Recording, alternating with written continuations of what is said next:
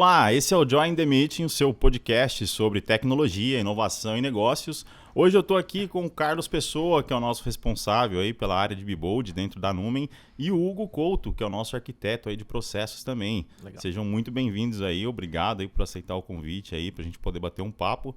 E é nostálgico ver vocês aqui nessa mesa, onde a gente já jogou poker várias vezes nessa sala aqui, né, Carlão? Vários all-wins. O Hugo cansou de perder aqui, né? Que Hugo? isso, fala Pena, bom dia, Bom Carlos. dia. Então, aqui é minha casa, né? Então, no poker aqui, eu sou o top 10 aí, top 5, né, de Top ganhadores 5, aqui. Sabe que tinham 4 jogando só, né? Entendi. Fazer o quê? Eu já não posso falar a mesma coisa. Que eu tinha que ter sempre a minha colinha aqui, que eu sempre esquecia as cartas. Bons tempos, né? Bons tempos. Uma época boa, saudades aí. Mas nós não estamos para falar de poker aqui, né? Hoje nós vamos falar sobre Bibold. E nós vamos explicar um pouquinho mais sobre Bibold. Eu já quero pedir para o Carlão explicar mais sobre Bibold e essa prática aí de advisory que a Numen tem hoje. Perfeito, Pena. Bem legal a história do Bibold, né? Porque acho que em 2016, um dos sócios aqui da Numen, foi o Nagata, me fez uma provocação, porque tinham vários casos nos nossos clientes onde a área de TI chegava com roadmap, né? Com uma visão de um projeto que eles queriam para desenvolver a estratégia da empresa, e era muito difícil traduzir isso para o mundo de tecnologia. Então, o pessoal acabava fazendo um outro projeto para entender o que tinha que ser feito, né? Então, a gente entendeu que existia um espaço entre uma consultoria de estratégia, né, e entre uma consultoria puramente, que só falava os sapês, né, e que o pessoal não entendia, para encontrar, traduzir essa necessidade, traduzir essa estratégia sendo uma estratégia de crescimento, uma estratégia de retenção de cliente, entender o que a gente ia ter que fazer dentro dos sistemas corporativos da empresa para, de fato, fazer aquilo funcionar, né? Então, um pouco disso surgiu aí o Bibold. E pensando um pouco nessa provocação dele, o nome vem um pouco disso, né? Porque o bold vem de ser ousado, de desafiar. E muitas vezes, né, a gente começou numa época ainda que eu tinha cabelo, né? Então, era uma época assim... Era uma época que sempre as demandas chegavam e a gente tinha basicamente uma ação reativa de, olha, isso é feito dessa forma, custa tanto. Então, a gente começou a provocar o cliente, né? Entender por que a gente ia fazer aquele projeto e qual que era o objetivo dele. Então, o Bibold vem um pouquinho isso, de ser ousado, de desafiar e de fazer os projetos que vão entregar valor de fato para a empresa. Pô, show de bola. A gente até comentou já em alguns outros episódios aí, né, do podcast, essa importância de entender realmente aquilo que você está entregando, né? Isso, além de trazer valor para o cliente, traz valor para quem está entregando o projeto ali. Porque quando você sabe o que você está entregando, não só o valor que você entrega, mas o tamanho do risco que você corre, tudo que está envolvido naquele projeto, o seu desempenho, né, a sua motivação para estar naquele projeto é completamente diferente, né? Então, isso faz bastante diferença. Né? Perfeito, Pedro. A gente encontra muito isso, né, nos clientes. Muitas vezes eles demandam alguma iniciativa, até da Numen ou outras consultorias, né, ou até internas mesmo, sem saber realmente o que é para ser feito ou o que aquele desenvolvimento vai trazer de benefício ou de trabalho mesmo, né, de esforço para conseguir implementar. Então, às vezes, um projeto que era uma melhoria pequena no sistema acaba virando um monstro, aí demorando vários meses, né? Então, o Bibold justamente traz esse ponto para os nossos clientes, né? É entender realmente o problema e dimensionar realmente qual é o esforço para fazer aquilo, né? E então, até saber se realmente é aquela solução a mais adequada, exatamente. né? Porque acho que é isso que o Carlão falou, é a questão de traduzir o técnico, né? A gente vivia num mundo no passado onde a gente recebia vamos levar para o prático aqui, né? Pô, eu quero um relatório XYZ com essas informações, eu preciso de um programa por trás para fazer X coisa, certo? E assim, a gente pegava aquilo e estimava de acordo com o que chegou, né, formatado, chegou aquilo pronto para a gente só estimar e executar. Então, acho que faz parte desse processo aí da parte justamente, né, do Bibold aí, de entender, será que realmente essa é a solução? Será que já não tem algo que, de repente, né, seja melhor para essa solução? Exato. E eu acho que muita coisa se perde, assim. Eu acho que, pegando o gancho do que vocês falaram, né, eu lembro muito, me vem muito na cabeça a questão do telefone sem fio, que a gente brincava quando criança, aquele telefone que ia passando e a mensagem ia sendo perdida através dos nós, né? Eu acho que é muito isso, né? A gente viveu um mundo onde as coisas funcionavam numa questão de comando e ordem, né? Comando e controle. Então, tinha um board pequeno de pessoas que definiam uma estratégia que tinha suas zonas cinzentas e o pessoal ia tentando entender isso ao longo dos níveis da organização e pensar como que aquilo ia ser desempenhado. Hoje não, hoje a gente sabe, né? Talvez mesmo pensando um pouco de Lean, que tem muito valor às pessoas que estão na frente, as pessoas que interagem com o cliente. Então, como a gente traz essa inteligência coletiva para co-criar, para entender o problema real e fazer, né, aquele relatório ou aquela funcionalidade que vai ajudar a pessoa a ser mais ágil ou trazer mais negócios para a empresa, né? Então, acho que hoje o nosso desafio é isso. E um primeiro ponto disso é isso, achar quem é a pessoa. Quem é a pessoa, quem é o cliente daquela funcionalidade, qual é o problema que a gente quer resolver, porque muitas vezes a gente começa a resolver sem saber responder essas duas perguntas que são fundamentais. É porque geralmente o processo, né, ele funciona, o que a gente estava acostumado e ainda funciona muito assim hoje em dia, é que a área de negócio, que é quem é essa pessoa, que é o responsável que está falando, ela demanda para a TI dela e a TI dela repassa essa demanda para a gente. Então, esse caminho a gente teve que encurtar e ir direto no negócio e começar a entender, né? Exatamente. E aí, falando de problema, que tipo de problema hoje a gente ajuda o nosso cliente? Então, assim, quando a gente começou a prática, então, lá por volta de 16, 17, o que a gente falou assim, a gente tem que desenhar um processo de como a gente faz esse diagnóstico de processo, né? Então, a gente estudou bastante na época, colheu um pouquinho do que a gente já praticava em alguns clientes e a gente criou uma oferta de assessment, né? Onde a gente tenta partir desse primeiro ponto, né? Entender qual é o problema, para que aí a gente consiga passar pelas diversas fases e dar uma solução para aquele problema real, né? Então, esse diagnóstico de processo é uma das formas como a gente consegue aí ajudar os nossos clientes a resolver os problemas. Perfeito. E não se limita, né, a um tipo de processo, né? Então, a gente já fez projetos, né, com processos financeiros, logísticos, de produção. Então, realmente é entender qual é o problema, né, na fase inicial do diagnóstico, para conseguir mapear exatamente o processo que está sendo executado, as regras de negócio, os requisitos, né? E os problemas, né? Os que existem em cada uma das atividades dentro daquele processo. Então, tudo isso a gente, né, da área de BeBold, apoiado com os consultores funcionais da Numen também. Então, para cada um dos módulos, para cada um dos processos, né? Então, quando a gente fala de produção, é um consultor PP que acompanha a gente, né? Um finanças é o FI que acompanha a gente. Então, é sempre um casado aí, né? A gente fazendo o trabalho de mapeamento de processo, levantamento de requisito, né? Em conjunto com o consultor, que vai fazer toda a análise técnica do SAP, né? Então, é esse bate-bola aí que a gente faz dentro dos nossos projetos. E um erro muito comum que acontece, Pena, é que os clientes às vezes chegam assim, ó, tá tudo errado. Nada está funcionando, tem que começar tudo do zero. Então, a gente tem uma conversa bastante séria no começo com eles de tentar a gente afinar esse problema e priorizar, né? Porque a ideia nossa, e funciona muito bem esse trabalho quando a gente tem um escopo mais limitado, digamos 6, 7 processos, porque a gente consegue qualificar aquele problema e, de fato, descer na causa raiz dele e pensar o que está impedindo que aquilo seja resolvido, né? Então, assim, esse é um trabalho muito grande também de tentar fazer a empresa ter foco naquilo que ela quer atacar primeiro, né? Assim, e aí provar, porque hoje é muito o conceito que a gente fala muito no mundo digital dos MVPs, né? Ontem eu vi uma frase muito legal que o cara falou assim, ó, primeiro o cupcake e depois o cake, né, o bolo, né? Então ele fala assim, cara, o cupcake é uma versão pequena do bolo, né? Então ele tem a cobertura, ele tem o gosto, tem o sabor. Então você pode testar pequeno, você pode tentar fazer uma melhoria pequena, ver que aquilo funcionou, aprender com aquilo e depois começar a expandir isso para outros processos. Então é um pouquinho do que a gente gosta de fazer, assim, né? Que a gente tenta doutrinar os clientes aí nessa direção. A gente direciona eles a fazer dessa forma, né? Começar pequeno, né? Fazer um processo específico, ver melhoria, ver o ganho, né? E começar a trazer para os demais processos, né? Vai crescendo. É muito boa essa analogia do cupcake, né, cara? Porque é muito isso, né? Você faz ali um cupcake, seu cliente prova, não gostou, você não vai fazer o bolo inteiro. Exato. Ele adorou aquilo ali, ok, então vamos seguir para a fase do bolo. Exato. Mas só recapitulando, então, vamos colocar um exemplo prático aí, né? Então, se o cliente hoje procura a Numen, com um problema no seu processo financeiro, por exemplo, como que a gente starta essa jornada? Eu vi que você falou aí sobre estruturar problema e tudo mais.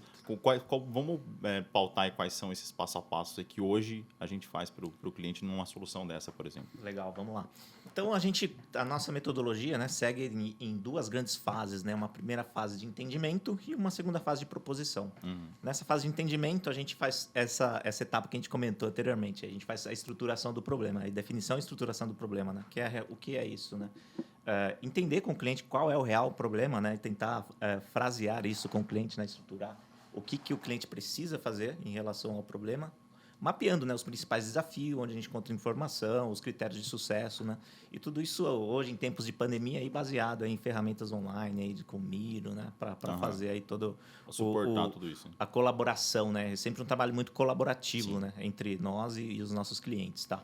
Então, a gente faz essa estruturação do problema para direcionar as próximas fases, a gente saber qual é o real problema e também o que o cliente precisa atingir dentro daquele diagnóstico, tá? Esse primeiro trabalho, né, Hugo, assim, é sempre um trabalho muito, muito interessante, porque a gente começa já a pegar algumas desvios, né? Você vê que tem uma área que enxerga que o problema está ali, a outra fala que está acolá, em outro lugar. Então, você tem que mais ou menos assim, falar assim, poxa, tem que entender as visões. Exatamente, tem diferentes visões. Mas a gente tenta, nessa primeira semana do projeto, já colocar eles e tentar colocar todo mundo numa mesma página, né? A gente conclui essa primeira fase montando uma frase, um objetivo, e a gente tenta seguir aquelas regras do SMART, né? De ser específico, né? De ter um objetivo alcançável, mensurável, que tem um tempo para ser atingível, né? Então, a gente tenta afirmar isso porque é a nossa forma de fazer que o cliente olhe para a mesma direção e que a gente tenha claro ao longo das próximas semanas qual é o problema que a gente de fato quer resolver, né? Então, é uma fase bem importante. Bem o né? Exatamente. E é engraçado, né? Interessante, né? Porque cada área, né, de negócio, né, vê o problema de um jeito, né? A gente teve um exemplo em uma dos nossos projetos, né, que era a emissão do SIAP, né? Então, todo mundo acreditava que o problema estava ali, né, ali na parte final do processo, né, que era só a transmissão ali dos arquivos do bloco G e tal, que estava tendo dificuldade ali para geração. Na verdade, o problema estava lá atrás, né? Na parte da compra, né? Ainda, definição dos impostos. Então, a gente tenta trazer isso mais à luz aí nessa estruturação do problema. Não, boa. Show. Legal? E aí depois a gente vai para mapeamento de processo, né? Perfeito. Começa a mapear esses processos. Então, o próximo passo aí, tendo o entendimento do problema, o processo que a gente vai atacar, a gente vai para a parte de análise do fluxo de valor, que é basicamente analisar o processo. Então, a partir de uma cadeia de valor, né, que a gente monta em conjunto com o cliente, baseado no problema que ele quer resolver, então a gente vai para fazer esse entendimento do processo, né? Em tempos antes da pandemia a gente fazia o Gemba, né? Então a entrar junto com o cliente, onde ele executa o processo, né? Entender todas as ferramentas que ele usa, os sistemas que ele usa, qual é o caminho que ele faz, né? Por exemplo, em processo de logística, né? Onde ele percorre para fazer aquela atividade. E fazer todo esse mapeamento do fluxo de processo, tá? Além das atividades de mapeamento de processo, a gente também levanta os requisitos de negócio, né? Regras de negócio que a gente vai precisar descrever para atingir a melhor solução, problemas que possam ter ali atualmente, né, em relação ao processo, ao sistema, né? Para a gente consolidar tudo isso e começar a analisar, né, o que precisa ser feito para o cliente melhorar o processo, melhorar o sistema. Né? Então, basicamente, nessa fase é isso. A gente vai analisar toda a cadeia de processo. O Hugo andava com uma bota, aquelas botas que tem que ir para visitar a fábrica, né? Porque ele falou do Gemba, né? O Gemba é uma palavra aí que vem do Lean também, né? Que é onde as coisas acontecem. Então, vá ver, né? Pergunte por quê, demonstre respeito. Então, tem toda uma questão da gente tentar acompanhar, né, de fato, quem está realizando aquela tarefa, porque quando um coordenador ou um gerente conta, existem versões da verdade, né? Então, às vezes, ele omite uma coisa que a gente vê, poxa, o cara precisava, talvez se tivesse isso nesse momento, ele não teria um retrabalho lá na frente. Então, tem muita coisa da gente querer observar, né? Hoje, com a pandemia, está um pouco mais difícil, mas a gente sempre que é possível, aí, tenta ir no Gemba, né? Ir num lugar onde o processo acontece e entender, de fato, como as coisas acontecem. Então, o Hugo, ele literalmente calça os sapatos. Ele leva a sério essa parte do... Tem que ir lá, né? Leva a sério. Leva a sério. Vai visitar produção, vai visitar armazém, capacete, todos os EPIs, né? Para entrar na área, já é isso mesmo. Exato. E a vida dele é engraçada, né? Porque uma hora ele tá de bota lá numa fábrica, tem outra hora que ele tá de terno lá, falando com o cliente de um processo financeiro. Então, ele tem um armário no porta-mala. Bem versátil. E esse tipo de projeto, você trata com todos os tipos de perfil das empresas, né? Desde o operacional ali, o cara que está executando ali a parte produtiva, a logística, né? E o executivo, onde você vai apresentar o resultado, o que vai trazer de ganho, quais são os benefícios, né? Então, você tem que ter ali a linguagem, né? Para falar com cada um das personas ali envolvidas dentro desse projeto. Exatamente. E aí, assim, eu sei que muitos processos, acho que até essa é uma das ideias dessa parte de advisor, né? Muitos processos se resolvem sem tecnologia. Às vezes é uma mudança no processo ali mesmo. Exato. Mas quando a gente entra para a parte de sistema, de tecnologia, aí também entra toda a avaliação de parte tecnológica e assim, o que é viável, o que não é, certo? Perfeito. Então, essa é justamente a próxima fase do trabalho, né? A gente faz a avaliação tecnológica, primeiro trazendo à luz aí quais são as melhores práticas de mercado, né, em relação ao que a gente mapeou dentro dos processos, né, do cliente que a gente está fazendo o projeto. Então, a gente compara o processo atual dele com as melhores práticas e o que ele precisa fazer para atingir essas melhores práticas, né? E também fazendo a comparação até dentro dos sistemas que a gente está tratando, né? No nosso caso aqui, muitos dos nossos projetos envolvem SAP. Então, a gente procura trazer à luz, né, o que ele tem hoje em relação ao SAP, em termos de funcionalidades, standard, customizações, e o que ele precisa fazer para chegar na melhor prática e que o mercado prega também. Então, a gente faz toda a análise de processo e de sistema para entender qual é o gap que existe aí, né, de onde ele está hoje para onde ele precisa chegar e conseguir os benefícios que a gente está mapeando dentro do projeto. Boa. Show de bola. Para concluir essa história, né, o que a gente faz? Então, eu acho que esse é um dos grandes segredos do trabalho, né? Porque eu fui consultor, né? Eu fui consultor de PP, então eu sei que a cabeça nossa como consultor é muito... O cliente conta uma coisa, eu estou tentando encaixar aqui no que é o standard do SAP, se eu vou ter um gap, se eu vou ter que desenvolver uma funcionalidade customizada, né? E às vezes ele não tem esse olhar que, por exemplo, o Hugo tem de falar, poxa, isso aqui não é um problema de sistema, isso aqui é um problema de regra, é um problema de processo, né? A gente está tentando usar a tecnologia para resolver uma regra ruim. Então, são essas as provocações que o Hugo faz e que o nosso time de processo do Bebold faz. E eu acho que isso é um pouco da mágica, né? De juntar hoje os arquitetos, os líderes técnicos da Numen que têm a tecnologia de ponta, estão sempre atualizados, com essa visão criteriosa do Hugo, a visão de quem já teve. O Hugo tem uma história muito legal, já entendeu como funciona o chão de fábrica, caminhou na carreira dele para essa parte de processo. Então, a gente tenta hoje no time ter esse mix e começa a fazer isso. E dessa combinação saem coisas muito interessantes, que desemboca no roadmap. O que é esse roadmap de soluções? Nós pegamos aí a visão de quais eram os problemas e assim, o pessoal fala um monte de coisa, aquilo que a gente falou. O cara fala que é ali, o outro fala que é aqui. Então, a gente tenta usar o que são os key findings, né? Que são os problemas principais que a gente quer resolver. Do outro lado, a gente tem essa visão de tecnologia, de onde não está um bambu com arame lá que a gente tem que resolver. No final das contas, a gente joga tudo isso numa matriz, né, das nossas soluções, aí a gente tem uma parte criativa realmente de pensar quais são as soluções que vão ser feitas. Colocamos isso numa matriz do benefício do negócio, né, e do impacto e da rapidez de implantar aquilo, porque tem soluções que são mais estruturais. E a gente combina aquilo no roadmap. O que a gente gosta bastante são alguns projetos onde a gente consegue fazer um roadmap estruturante, porque tem projetos que são mais longos e, de fato, demoram meses, né, porque eles não podem ser implantados ao longo, mas sempre a gente tenta fazer uma trilha com sprints, onde a gente vai implantar melhorias no formato ágil e já trazer esses quick wins, né? Porque senão também fica um horizonte muito longo e o cliente... e as coisas mudam hoje muito mais rápido, né? Então, a nosso objetivo no final desse trabalho é fazer um ciclo curto, digamos assim, de 4 e 6 semanas, para fazer um ciclo de 2, 3 meses e entregar aquele resultado, né? Hoje não dá mais para a gente esperar um ano para ver um resultado de um projeto, né? Boa. Show. E aí, eu vou até recapitular uma coisa que você tinha falado, que a gente comentou. Você falou uma frase que me deixou pensando, que foi a questão do... O cliente fala que, cara, tá tudo com problema, tá tudo errado. E aí, assim, acontece muito isso. O quanto vocês já viram, né, que acontece, né? De eles terem um processo, eles terem um projeto que foi implementado, e aí, por conta daquele projeto ter sido implementado rápido, de qualquer maneira, foi implementado, e isso gera muito problema depois. Acontece bastante, não acontece? Acontece demais, né?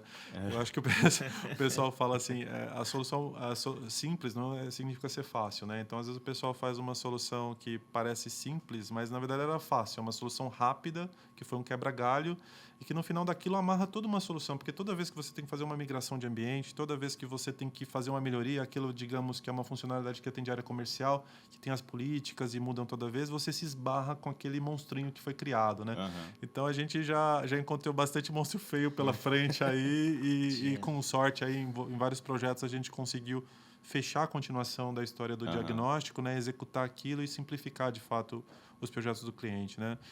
Tem um grande cliente da Numen aí que ele estava num projeto anos atrás de começar a simplificar os processos para montar um CSC. Então a gente tinha Aham. diferentes empresas, diferentes segmentos, encontrou uma oportunidade de juntar contas a pagar, contas a receber, a parte de contabilidade, impostos, mas ele sabia que não era só a questão de reorganizar a estrutura dele, ele precisava também melhorar os processos e sistemas. E a gente foi muito feliz em participar dessa jornada com ele, a gente foi muito prestigiado por isso, trabalhar junto, e hoje a gente acompanha os resultados que eles escolheram, né? Legal. Dessa reorganização dos processos e da simplificação dos sistemas. Então, né, em todos esses casos que acontecem esses problemas e geram um volume grande de problemas depois, se houvesse uma fase de discovery antes desses projetos serem sido implementados, boa parte desses problemas teriam sido poupados, certo? Com certeza. Aí é onde que eu quero justamente puxar o gancho para a gente falar sobre o processo de discovery que a gente faz hoje. Não só em relação a S4HANA, mas acho que vocês podem falar um pouco mais sobre o que tem de portfólio dentro dessa parte de advisory do BeBold, né? Sim. Justamente nessa parte tão importante do discovery, que é isso que a gente está falando desde o começo, né? Que é Exato. entender exatamente o problema e começar a trabalhar nisso, né? Exatamente. O Discovery é um serviço, né, que a gente criou, ele veio um pouco forte por causa da questão do S4HANA, né? Tem vários clientes que estão migrando a versão a versão que eles contam no ECC para a versão do S4HANA, e geralmente é um projeto bastante estruturante, onde tem várias dúvidas antes de iniciar esse projeto, e a gente desenvolveu um serviço para ajudar o cliente a fazer que é uma fase, né, do Activate, que é a metodologia que a SAP usa para implementar o S4HANA, mas a gente fez um Discovery by Numen, né? A gente adaptou algumas coisas com a nossa experiência para que o cliente conseguisse responder todas essas questões que ele tem para o projeto e começar um projeto de uma forma mais estruturada, né? Mas esse também é um serviço que se aplica a outros problemas, né? Por exemplo, a gente tem clientes que eles vão implementar um novo sistema de captação de força de vendas. Às vezes ele tem um sistema desenvolvido internamente e ele quer migrar para uma outra plataforma. Então, são casos onde esse Discovery também cai bastante bem, né? E aí o Hugo conhece bastante, né? Ele rodou aí nos últimos anos. Esse tem sido um serviço, acho talvez um dos mais demandados aí desde o começo da pandemia, né? Acho que os clientes aproveitaram também um pouquinho esse downside para, bom, deixa eu respirar agora, ver como vai vir o S4HANA. Falar para o Hugo começar falar um pouquinho para a gente como começa esse projeto aí. Legal. Então, o processo de discovery, né? Eu acho que até pegando o gancho do diagnóstico de processos, né? Para os processos de discovery, é a questão de eu vou migrar de sistema, né? Vou mudar o meu sistema, então vou segurar um pouco as melhorias, né? Que eu tenho que fazer, as evoluções que eu vou fazer no meu sistema antigo, porque eu vou já migrar para um sistema novo. Então tem esse trade-off também. E aí por isso que nascem os projetos de discovery. Eles podem nascer de duas formas, né? Então tem empresas, tem clientes que não possuem um SAP hoje e vão mudar para o SAP. E tem clientes que já possuem o SAP na versão antiga, né, o ECC, que vão mudar para o S4HANA também. Além disso, existem a opção dos nossos clientes de rodarem já alguns relatórios, alguns reports que da própria SAP, né, por exemplo, lá o Readiness Check, o Spotlight, que está mudando de nome de novo, né, que vai ser o Process Insights agora. Então, a partir desses relatórios, eles têm algumas informações adicionais em relação a como eles estão em relação ao negócio deles e ao sistema, né? Porém, é muita informação, é muito detalhe, muito detalhe técnico, né? E aí a gente acaba entrando para suportar o cliente, né? No entendimento desses detalhes que o relatório da SAP já gerou e também trazer fazer esse entendimento com os clientes, quais processos que eles querem descer no detalhe para a gente fazer o discovery um pouco mais focado, né? Então, é um dos casos dos nossos clientes. Eles fizeram faseado, né? Então, fizeram primeiro um discovery dos processos financeiros, depois partiram para um discovery de processos de suprimentos e assim por diante. Mas também tem os casos de clientes que fazem discovery da cadeia como um todo. Então, é um que a gente está no momento fazendo o discovery tanto da parte de custos, finanças, suprimentos, vendas e distribuição, transportes. Então, depende muito de como o cliente está começando, tá? Então, a gente, no começo, tenta identificar tudo isso, né, com o cliente, onde ele está, o que ele já fez, para a gente direcionar a melhor forma aí de começar o discovery, tá? Mas, a princípio, o que a gente faz realmente de trabalho, né, que é importantíssimo, é selecionar os processos, né, montar a cadeia de valor do nosso cliente para entender o que a gente vai ter de escopo de processos, né, dentro de toda a cadeia que a gente vai analisar dentro, para entender e descer no detalhe e conseguir mapear de uma forma mais assertiva, né, tudo que vai precisar ser feito, que é o nosso famoso fit in delta, né?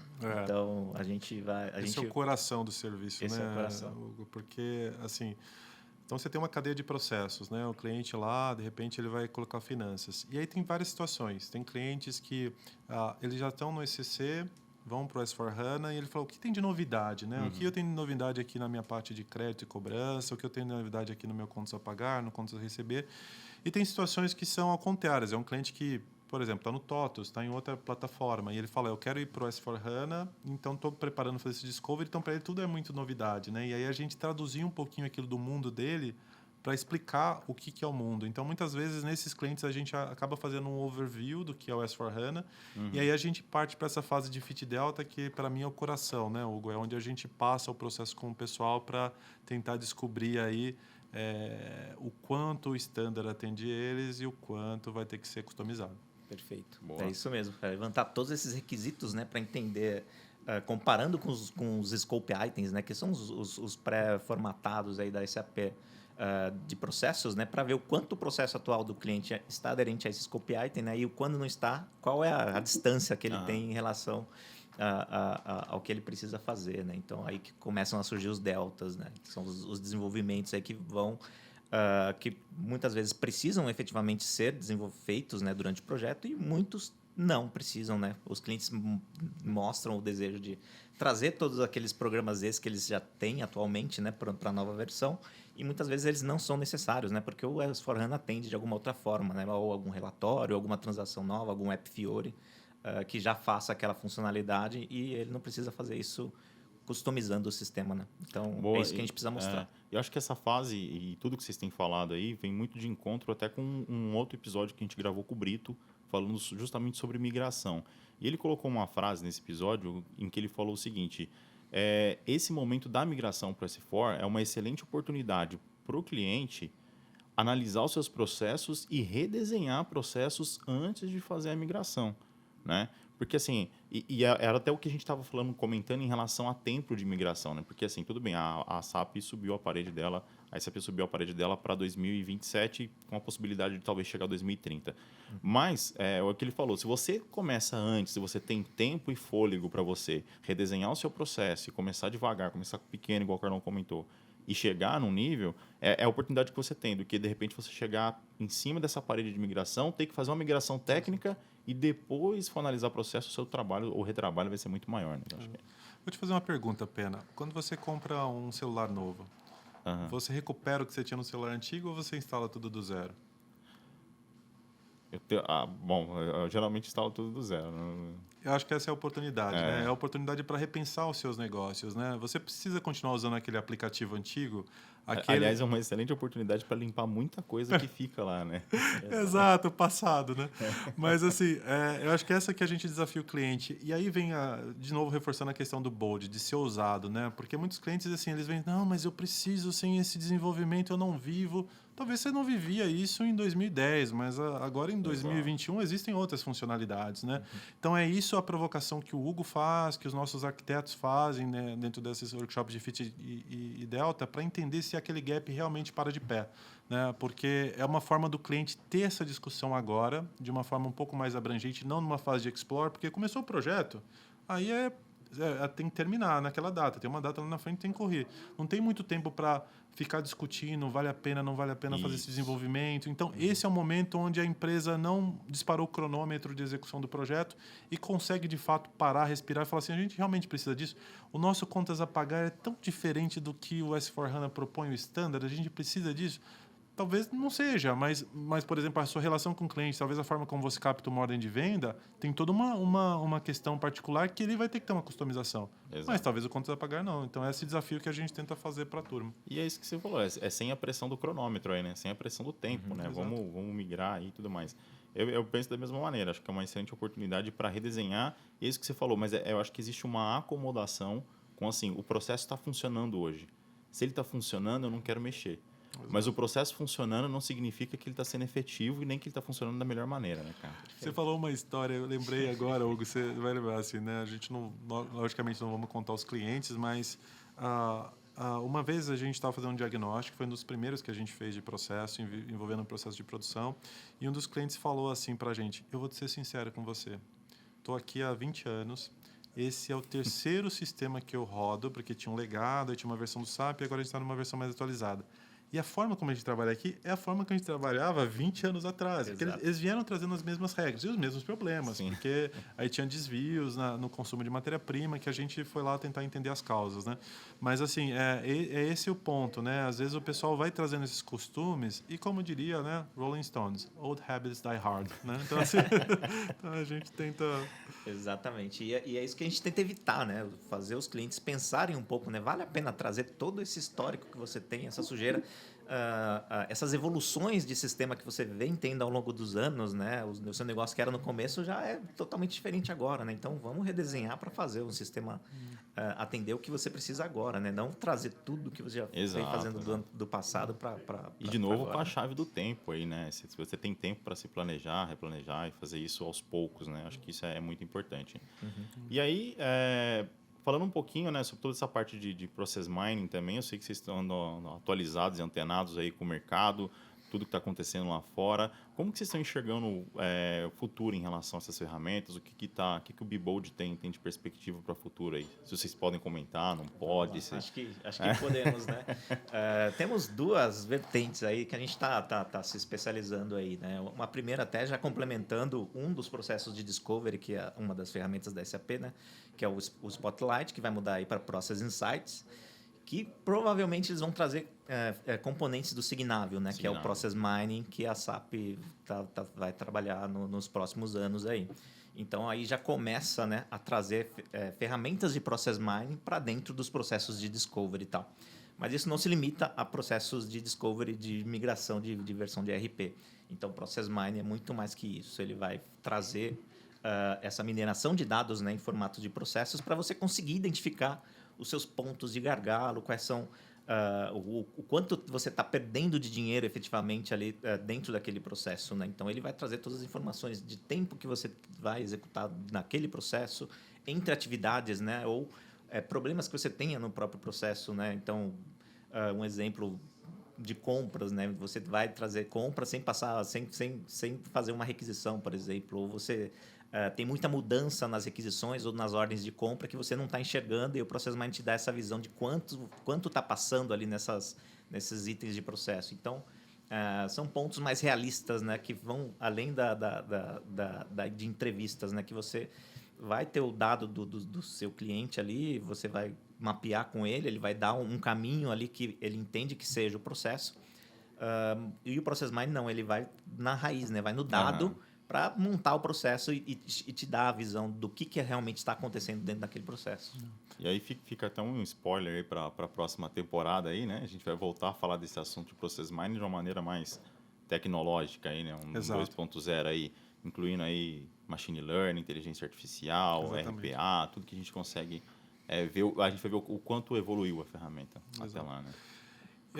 Eu acho que esse conceito, assim, a gente começou a estudar isso em 2016, o conceito de Process Mining, e para mim, assim, ele tem tudo a ver com o momento que a gente está hoje de tomar mais decisões baseadas em dados, né? Só que ele não olha, ele dá uma visão analítica para o processo, né? Então, é como se a gente plugasse uma tomada no nosso SAP ou em qualquer outro sistema e a gente conseguisse ver o processo, porque tem o ruído da comunicação.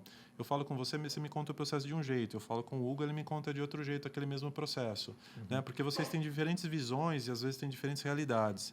Os dados não mentem. Se a gente plugar e se a gente tiver bons extratores, a gente consegue ter todas as variações daquele processo, entender quais ocorrem mais.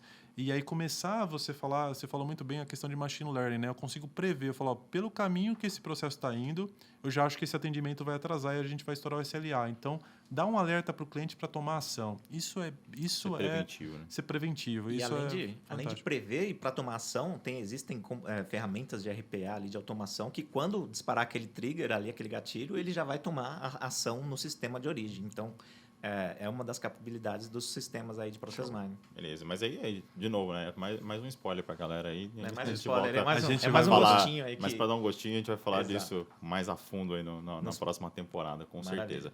E aí, pra gente finalizar esse assunto aí de Beebold, Carlão, você quer recomendar aí alguns livros, algum material pro pessoal? O que você quer passar aí pra gente? Perfeito.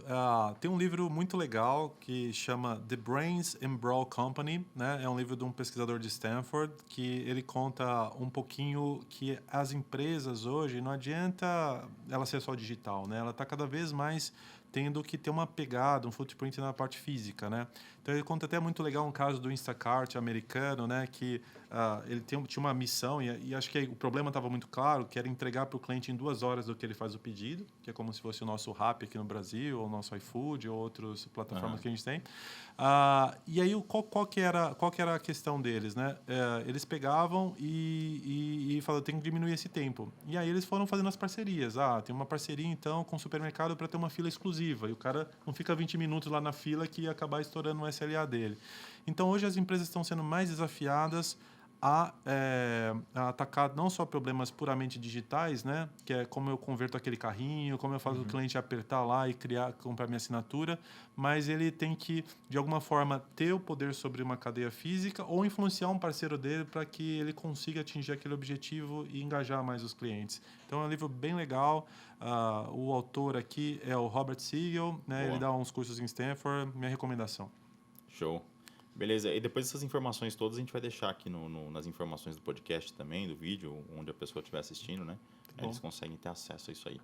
Bom, gente, muito obrigado aí pelo bate-papo, valeu aí pela presença, acho que foi um papo, né, enriquecedor aí, trouxe bastante informação sobre essa parte de advisory, de Beebold, Process Mining, e a gente ainda tem muito mais para conversar sobre esse assunto. Muito obrigado aí. Tem bastante coisa para falar ainda. Eu agradecer aí, Pena, pela oportunidade de fazer o podcast e esperar aí pelo próximos passos aí dos podcasts vão ser bem legais também. Com certeza. Obrigado, Pena, pela oportunidade aqui. Vamos começar essa conversa. Tem muito diálogo ainda nos próximos capítulos que vão surgir. Boa, fechado. Muito obrigado para você que está acompanhando aí mais esse capítulo, mais esse podcast do Join the Meeting. Você tem todas as informações aí nas nossas redes sociais e você acessa também no numiit.com. Muito obrigado, um abraço, até mais. Valeu!